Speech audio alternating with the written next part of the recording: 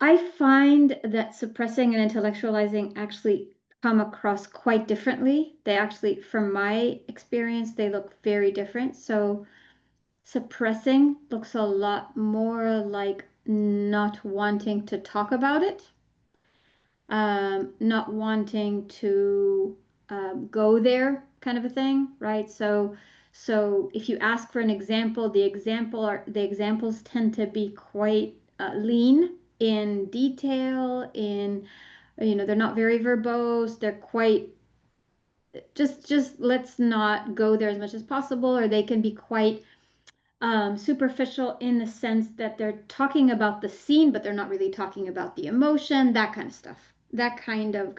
So suppressing looks a lot more like that to me.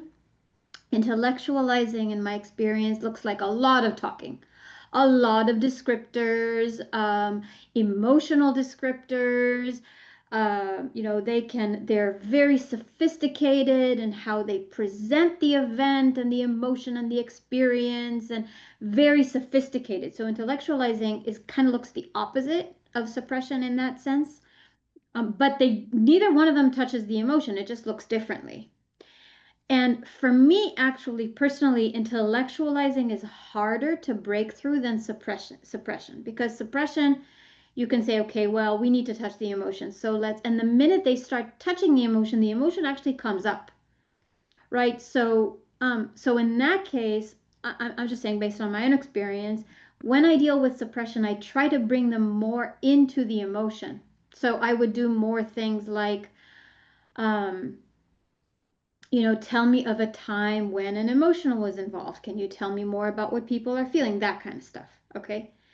The trouble with intellectualizing is that very many of the exercises that we can do shift them into talking about, because they're analyzing. They're basically whatever you have them do. They're very good at drawing the picture, talking about it. A lot of times these are naturally very intelligent people, so because this is their strength, this is where they go towards.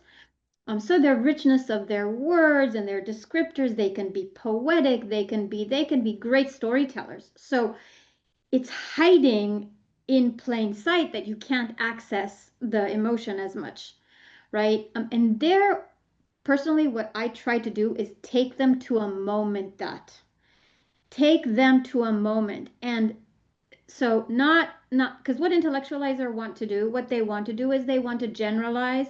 They want to step outside the situation and look at it from the outside. They don't want to be in it, right? So what I try to do in those cases is take them to a moment where something happened and describe it to me. Describe what they see. Like, let's travel in time there, right? What do you see? What do you smell? What do you hear? What are you feeling on your skin? What are you like? Tell me the actual moment of. That tends to be, and if you like, they're great NLP techniques, and you don't need to know all of NLP to use this. You don't have to be like masterful at it, but sometimes just even changing I would say, okay, well, we're now, say someone is describing a childhood situation. This is actually happened to me with someone who's like a mega intellectualizer, right? So he's talking about everything, and oh my gosh, if I let him, he can talk for half an hour straight without being interrupted, and describe everything in great detail, feeling nothing. He's not feeling anything. Okay. What I did with him is I took him to a moment in time. And so this is his parents are in a room closed and he's hearing them from outside. And what is he hearing? And his sibling in the room, and he's describing the scene.